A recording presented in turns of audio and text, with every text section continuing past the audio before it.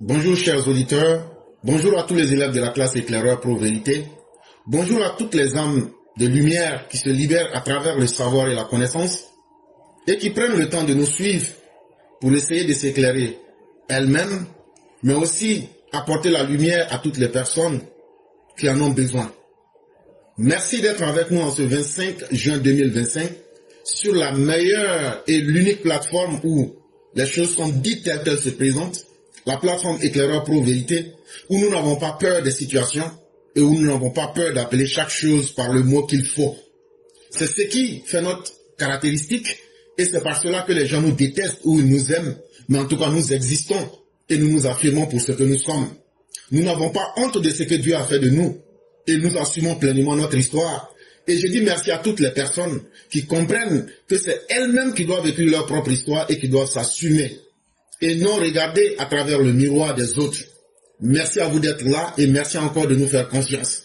Aujourd'hui, nous avons deux sujets. Les deux sujets sont des textes de notre père Koulibaly Kalilou, doctorant IDBA, ingénieur. Mais avant de vous lire les deux textes, qui seront suivis de l'étude de Meur Nefertiti, il y a un premier sujet qui est de l'ordre des faits divers, mais qui est très important. C'est Boga Sako Gervais. Boga Sako Gervais est tagué comme un terroriste. L'ordonnance numéro RP 4661/20, délivrée par le juge d'instruction du tribunal de première instance d'Abidjan, la section antiterroriste, on se comprend bien, la section qui lutte contre les terroristes vient de lancer, dans le cadre d'une procédure judiciaire, des accusations graves à l'encontre de M. Boga Sako Gervais. Donc, en français simple, Boga Sako est classé comme un terroriste. Et je le dis, bientôt nous allons commencer la traque de Boga Sako partout où il se cache dans le monde. Les pays où il se trouve, bientôt nous allons réunir les moyens pour aller devant les juridictions de ces pays. On va prendre cette ordonnance référencée RP 4661/20 pour déposer partout où il se trouve dans le monde, pour le livrer en tant que terroriste. On nous dit qu'il est aux États-Unis. Je ne sais pas si c'est vrai ou pas. Mais vous, les EPV des États-Unis, il va falloir qu'on se réunisse, qu'on ait toutes les informations sur Boga Sako. Vous, les EPV du monde, partout où il se trouve, réunissez toutes les informations. On prendra cette ordonnance pour aller dans la justice du pays où il réside pour déposer ça là-bas. On va aller déposer aussi à l'ambassade de ces pays-là pour dire vous accueillez un terroriste ici et qu'est-ce que vous en pensez. Et donc la décision étant prise, c'est à nous. On nous considère comme des simples individus. Mais quand on fait ce qu'on doit faire, c'est là que le monde se rend compte qu'on est capable de quelque chose. Donc tous ceux qui vont écouter cette vidéo-là, si vous savez où Boga Sako se cache, donnez-nous les informations. Nous-mêmes, là, on va se charger. Avec la référence de l'ordonnance judiciaire contre lui, on va aller déposer ça à la justice de ces pays-là. C'est la référence, l'ordonnance est référencée. R comme RO, P comme P, 4661/20. Et donc, les conséquences ont suivi directement. Comme c'est un terroriste, la section antiterroriste a bloqué tous les comptes de Boga Sako. Ça fait 1. Et comme il n'était pas à ses premiers faits, c'est quelqu'un, non seulement des actes de terrorisme lui sont reprochés, des actes de meurtre, de vol en réunion, qui ont été commis avec violence, destruction volontaire des biens privés et publics, incendie de véhicules, actes de pillage et de blessures volontaires. Voilà les éléments qui lui sont reprochés. Et sans oublier sa participation active dans le CNT. Il était placé sous surveillance judiciaire. Mais l'individu a pensé que lui, il était déjà arrivé et qu'il pouvait faire ce qu'il devrait faire. Quand tu participes à un mouvement insurrectionnel, c'est du terrorisme. Et Boga Sako va comprendre que le monde est petit. Sauf si nous n'avons pas reçu les informations qu'il faut. Si on sait exactement où il se trouve, nous allons activer tous les moyens. Prendre cette décision de justice de la Côte d'Ivoire pour soumettre ça aux autorités de ces pays-là. Ça, Boga Sako, j'étais bras et puis j'étais limé devant les gens dans le débat. Mais maintenant, tu vas connaître qui est l'éclaireur pro-vérité. Ça là, on va te traquer, te poursuivre et te mettre à ta plus simple expression de bandit que tu es, de terroriste que tu es, de homme violent que tu es. Et c'est pourquoi ça me fait souvent très mal quand je vois certains, toi éclaireur, tu es un intégriste, tu es un radical. Je dis à ces personnes, je prends ça comme une bénédiction. Mais c'est parce que vous ne savez pas ce que les gens ont vécu. Mais le mot intégriste que vous dites là, le mot intégriste là même, ça veut dire quoi? Le mot intégriste là, c'est un nom. Mais ça vient d'un adjectif. Ça veut dire, exemple, un homme intègre. Quand on dit qu'un homme est intègre, ça veut dire, c'est un homme là, qui est d'une très grande probité. Quelqu'un qu'on ne peut pas corrompre.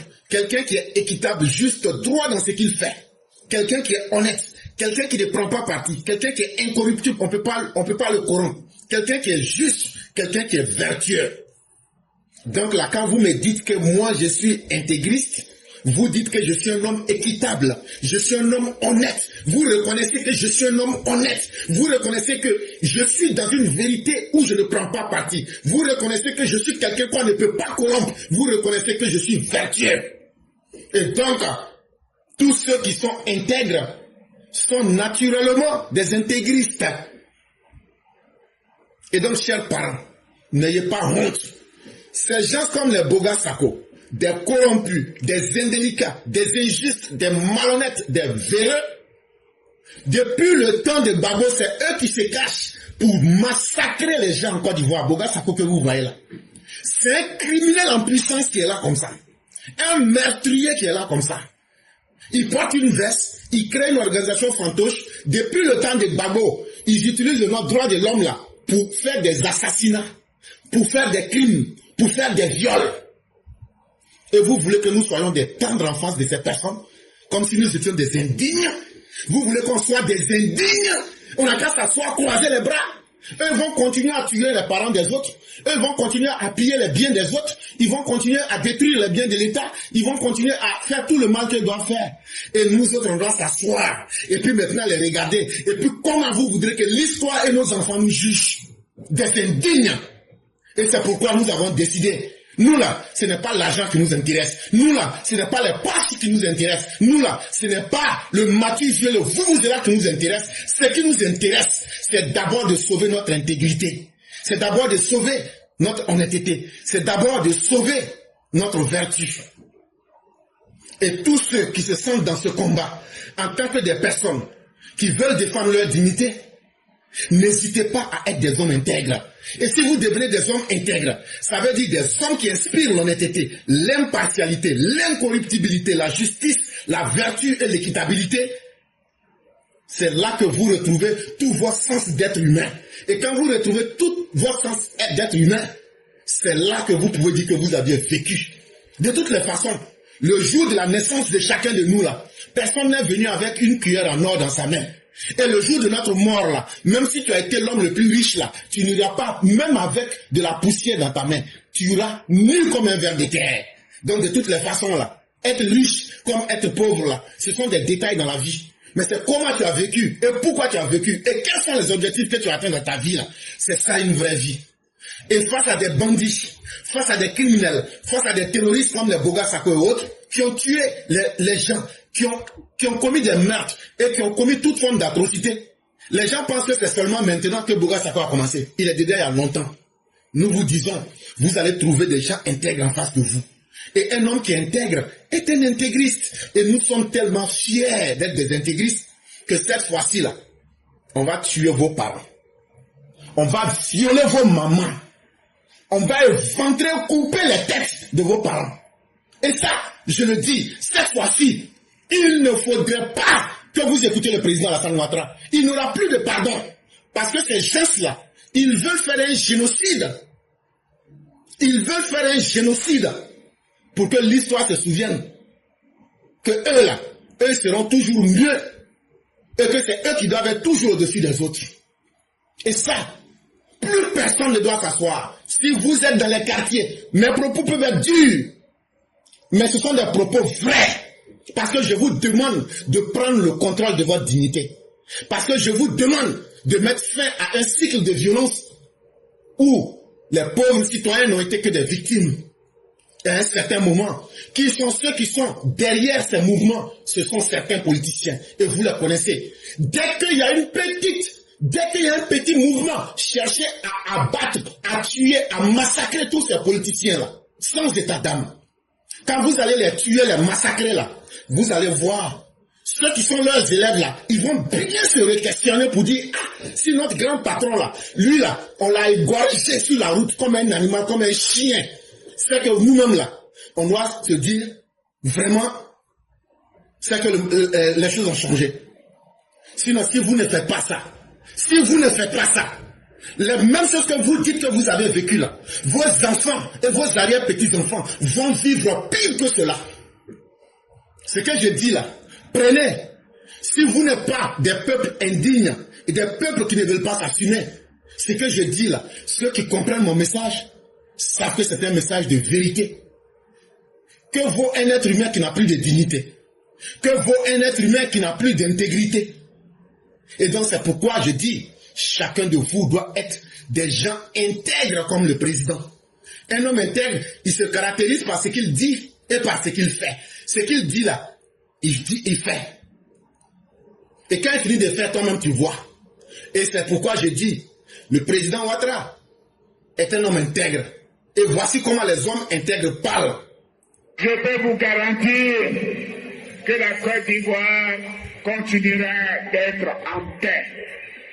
Gare à tous ceux qui pensent qu'ils peuvent déstabiliser notre pays. Gare aux prétentieux déstabilisateurs. Je serai très ferme. Je serai une grande fermeté.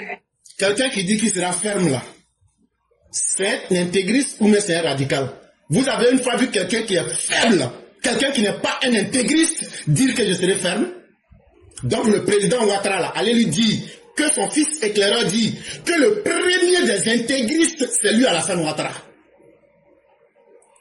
Oui, parce que dans sa parole, il y a une très grande probité. Et c'est quelqu'un qu'on ne peut pas corrompre. C'est quelqu'un qui a été juste, honnête, équitable et impartial. Et c'est ça, être intègre. Et l'intégrité nous donne le mot intégrisme ou intégriste.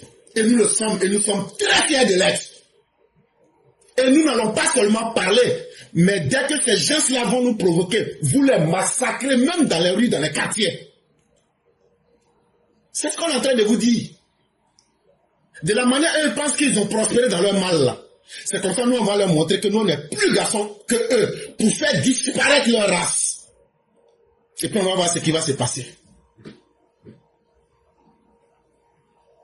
Sujet numéro 1. Laurent Gbagbo, l'écho usé d'un passé sans avenir. Voilà un individu, quelqu'un qui a plus de presque 80 ans, mais qui ne laisse rien dans le passé que la honte, mais qui encore est en train de détruire l'avenir des générations à venir. C'est simplement un être malfaisant, un être qui est un poison comme une canaille. Trop c'est trop. Claque comme un slogan de rue. Un individu qui vous parle comme un koulouna, comme un enfant de la rue. À son âge, il a un style d'expression qui vous donne à vomir.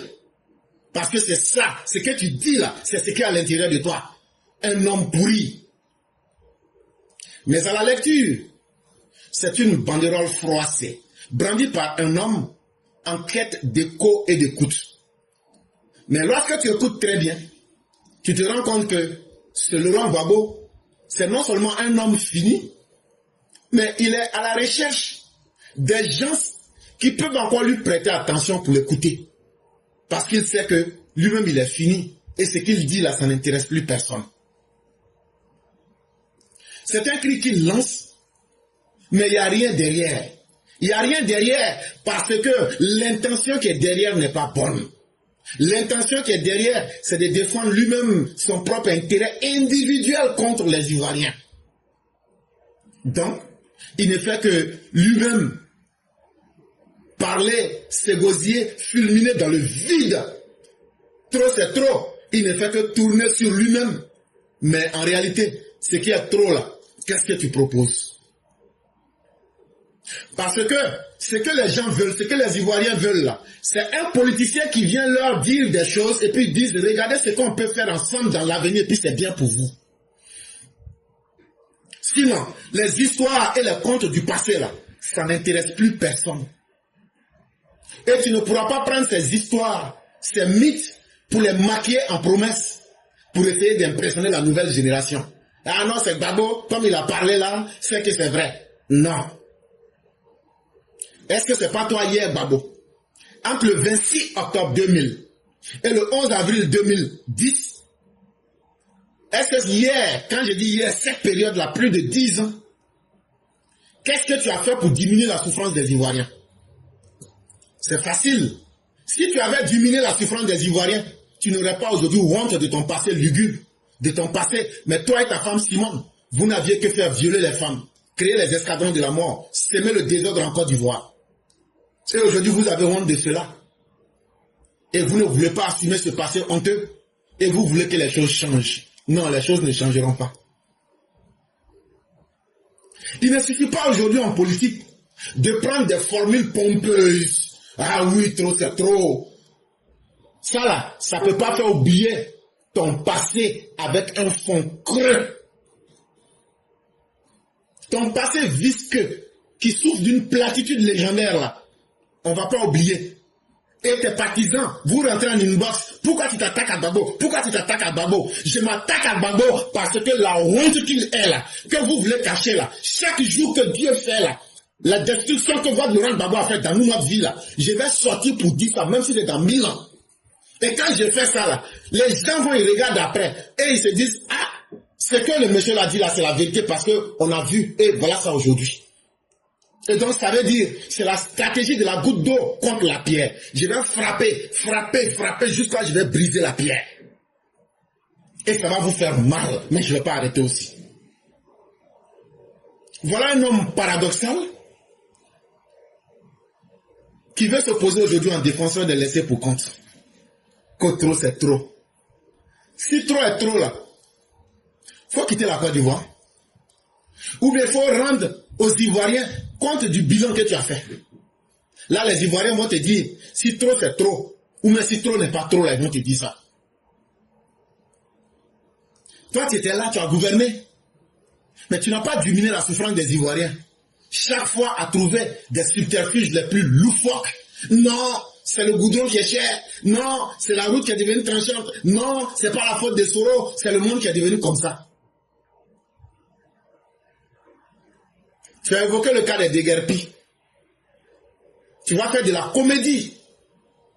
Alors que c'est toi-même le témoin vivant de l'échec de ta propre gestion. Tu es le témoin vivant de l'échec de ta propre gestion. Parce que tu as géré l'argent public de façon hasardeuse. Tu as pensé que être président d'un pays, c'était un amusement pour être seulement devant les gens et faire de la fanfaronnade.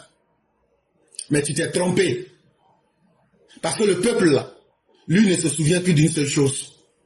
Quand ce que tu fais là, ça ne l'arrange pas là, il t'abandonne.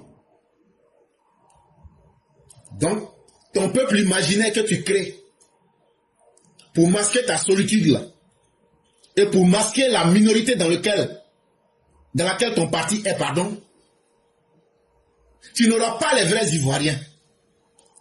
Tu auras ton peuple imaginaire dans ta tête. Mais les vrais Ivoiriens qui savent aujourd'hui qu'eux, ils doivent construire l'avenir de leurs enfants, ils ne vont pas suivre un violeur comme toi. Ils ne vont pas suivre un promoteur des crimes comme toi. Un vieux malhonnête, un vieux méchant, un vieux mauvais, un vieux criminel, un vieux impie. Comme toi, les Ivoiriens ne vont pas te suivre. Parce que tu as géré pendant plus de 10 ans. Tu n'as pas pu répondre aux besoins des Ivoiriens. Donc tu peux rester dans tes incantations magiques, dans ta sorcellerie de bas niveau. Mais c'est toi-même là, tu vas te griller dans ta propre graisse. Vieux bandit que tu es. Tu n'auras pas d'alibi.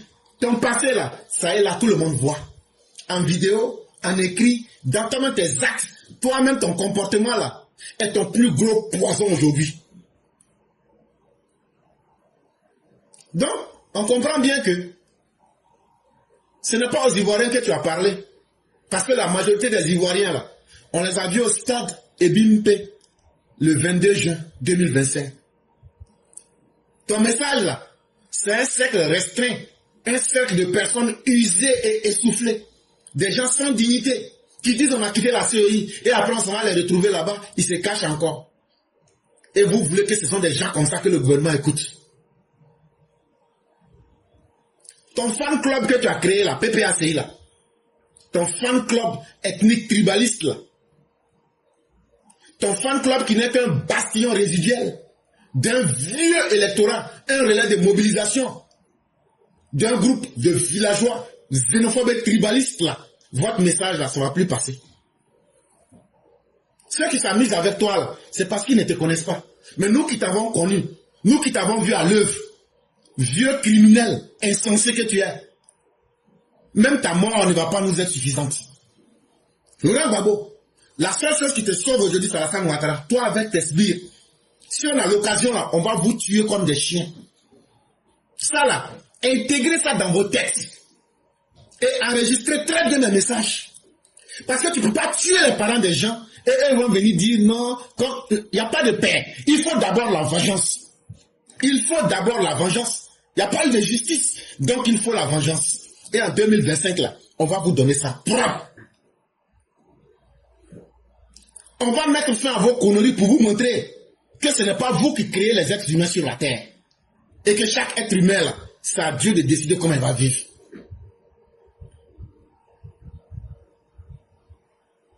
Donc Laurent Gbagbo, de toute ta vie, tu n'as été qu'un promoteur du désordre.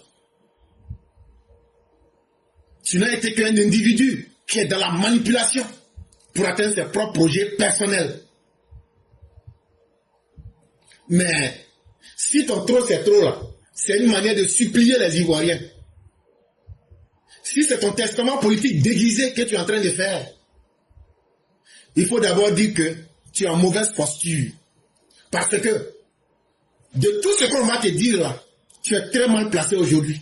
Militairement là, on va arracher ta queue. Toi et tes militants.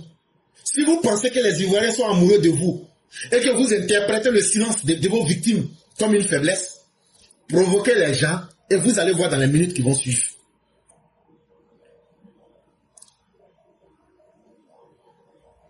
Laurent Gbagbo lui-même il sait qu'il ne peut plus convaincre les Ivoiriens. Il cherche simplement à exister. Mais pour cela, il faut qu'il fasse oublier les zones d'ombre, les affaires louches des déchets toxiques, le silence face aux escadrons de la mort, les jeunes patriotes qui sont devenus des bourreaux, qui ont inventé des femmes, qui ont coupé des têtes, qui ont massacré le peuple et qui ont violé nos mères. Les détournements de 2 milliards et les scandales de toutes sortes. Laurent Gbagbo, tu veux faire disparaître tout ça sous le vernis d'une fausse indignation contre c'est trop.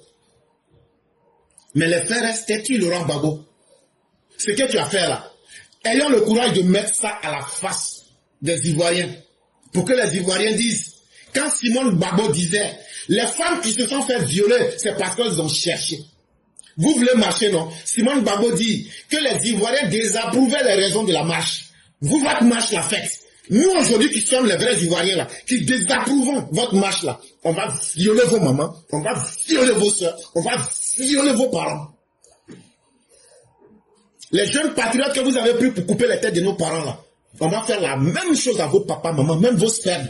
Même vos spermatozoïdes, on va couper la tête de vos spermatozoïdes. Les escadrons de la mort que vous avez créés là, nous on sera les escadrons de la mort pour vous nettoyer.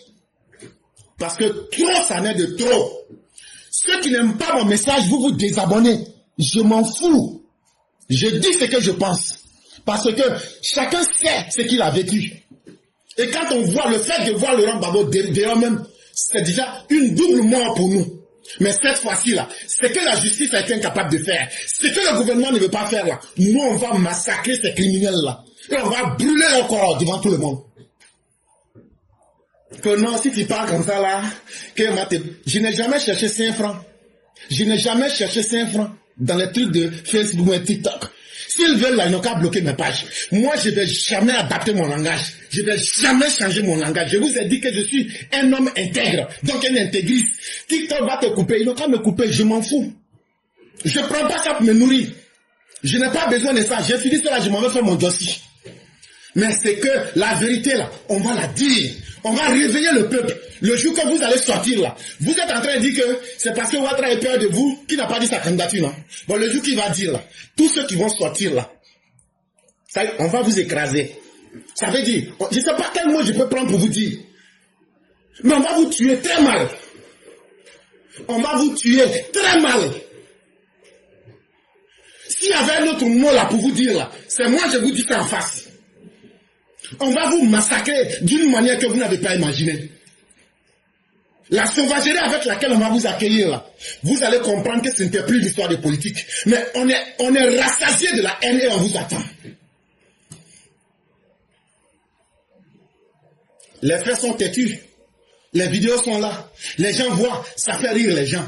Mais nous, ça nous permet d'alimenter notre haine. Mais le jour qu'on va vous avoir, c'est ce jour-là que vous allez comprendre que ce qu'on vous avait promis là, si nous sommes des hommes intègres, parce qu'un homme intègre, ce qu'il dit là est fait. C'est ce jour-là que vous allez comprendre. Et à vous, nos frères, réveillez-vous. Allez conscientiser les uns et les autres.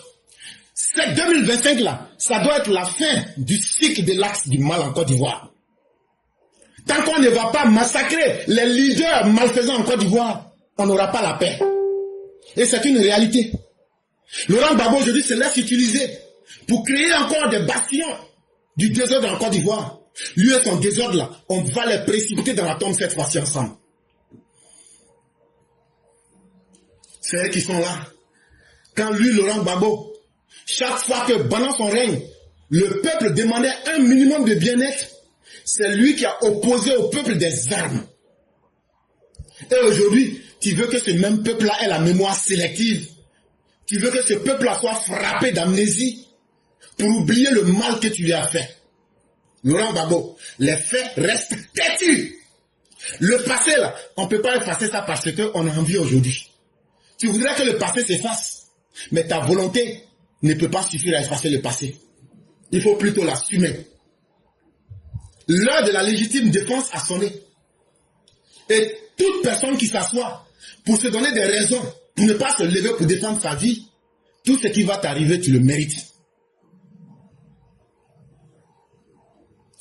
Dans son discours, la Côte d'Ivoire actuelle est méprisée, ruinée et brisée. Pourtant, les indicateurs, bien qu'imparfaits, mais réels, disent autre chose. La Côte d'Ivoire connaît un recul de la pauvreté, l'amélioration des soins et des infrastructures modernisées, les revenus agricoles en hausse. Certes, tout n'est pas réglé, mais le tableau apocalyptique que Laurent Gbagbo dresse révèle plus d'une fiction politique que de l'analyse objective. Dans Laurent Gbagbo, nous n'avons pas besoin des avis d'un vieux fou qui a été un échec à tous les niveaux. En ton temps, le cacao, là, c'était payé à 400. Les planteurs étaient obligés de brûler le cacao. Tu n'as pas construit un hôpital. Même à Gagnoa, tu n'as pas pu construire un hôpital. Les Ivoiriens ne pouvaient pas se soigner. Mais toi, tu prenais ta beuve avec ta mandibule pour aller soigner ta mandibule au Maroc. Sous ta gouvernance, plus de 55% des Ivoiriens étaient dans la pauvreté. Aujourd'hui, c'est toi, avec tout ce qui a été amélioré, incapable de dire ce que tu as pu faire. Tu veux venir salir ce qui a été fait. On va te dire, film hindou que tu es en train de tourner là, c'est de la fiction, c'est de l'imaginaire là. Il faut garder ça pour toi. Nous, on sait d'où on vient et on sait ce qu'on a vécu. Et on sait aujourd'hui ce qu'on prépare pour nos enfants. Donc là, ce n'est pas un comme toi qui va venir dire quelque chose qui va inquiéter quelqu'un. Nous, on s'en fout. Que tu dises qu'il y a un problème en Côte d'Ivoire ou pas là, ça ne nous intéresse pas. Si tu es fâché là, l'hôpital général qui a été construit à Gagnoa là, il faut aller te mettre bombe dedans. Si tu es fâché là, le collège qui a été construit à Ouagayo là, il faut aller te mettre bombe dedans. Indigne que tu es, incapable que tu es. Libre à toi de t'enfermer dans ta logique suicidaire. Mais la Côte d'Ivoire ne va pas te suivre. Parce que tu penses que sans toi, la Côte d'Ivoire ne peut pas vivre. Alors que la Côte d'Ivoire même, les gens même là, je vais te dire la vérité, les gens même disent aujourd'hui, pourquoi Dieu même tue pas celui-là et puis on va passer à autre chose. Ta mort même là, ça sera une libération pour les Ivoiriens. Mais il faut être un mécréant, un impie et un pervers pour ne pas voir la réalité aujourd'hui. Les Ivoiriens te disent que quand tu n'étais pas là, quand tu étais en prison là, que le pays était tranquille. Chaque Ivoirien prenait le temps de se concentrer sur son travail. Mais depuis que tu es arrivé, c'est du bavardage inutile. Que trop c'est trop n'est pas une stratégie mais un espoir. Bon, l'espoir qui est dans trop c'est trop là, il faut montrer. Mais ce que tu as dit, on a bien compris, vraiment trop c'est trop. Quand on va t'égorger et puis disperser ton sale corps là, déchiqueter ça et puis les chiens vont bouffer là, c'est là que tu vas comprendre que il y a des gens qui sont là. Ce que tu leur as fait là, ils n'ont pas oublié. Et je demande à tous, n'oubliez pas le mal qui a été fait à vos parents. N'oubliez pas le mal qui a été fait à vos mères qui ont été violées. N'oubliez pas le mal qui a été fait à vos frères dont on a coupé les pieds. Et pour ceux qui sont restés vivants, et pour ceux qui n'ont pas eu la chance, qui sont dans les tombeaux. Utilisez ça comme des arguments pour vous venger. Ah oui, pour vous venger. Parce que si vous n'arrivez pas à vous venger, c'est que vous avez trahi vos mères, vous avez trahi vos pères, et vous allez être des indignes. Et vous allez donner en héritage, là, vous allez donner la honte à vos enfants. Si quelqu'un est prêt à cela, qu'il ne s'apprête pas à lutter. La vie, là, si tu ne luttes pas, les autres vont t'écraser pour assurer leur survie. Donc, quand on entend un vieil homme, un sac à maladie, tambouriner aux portes de l'histoire, avec des vieux discours pliés sous le bras, que trop c'est trop, ça nous fait rire, parce qu'il n'y a aucune proposition là-dedans. Mais en même temps, on voit ça comme quelqu'un qui demande la pitié des Ivoiriens que lui l'a massacré pendant plus de 10 ans. Parce qu'il n'arrive plus à mobiliser, parce que son discours ne prend plus, parce que lui-même il est devenu l'ombre de lui-même. Tu viens demander à ceux que tu as maltraités, ceux que tu as fait, les parents des gens que tu as connus en enfer, tu viens leur demander d'oublier le passé et toi de te suivre, parce que toi tu es qui? Parce que toi tu es qui? Un vieil homme, un sac à maladie, qui ne parle pas d'avenir, qui n'a aucune ambition. Mais il faut demander dans ton trop c'est trop là, il faut demander réparation. Le mal que tu as fait aux gens, avec les milliards que tu as volés là, il faut aller prendre, tu vas venir d'abord réparer le mal que tu as fait aux gens. Là, on va savoir que trop n'est plus trop. On sait que ta haine là, c'est pour revenir, pour brûler le pays.